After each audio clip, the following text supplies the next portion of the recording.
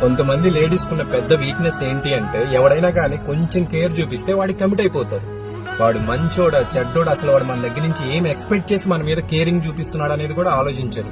ఇంకా దారుణం ఏంటి అంటే పెళ్ళైన వాళ్ళు వాళ్ళకు ఒక మొగుడున్నాడన్న సంగతి కూడా మర్చిపోతున్నారు. అసలు కేరింగ్ అంటే ఏంటి?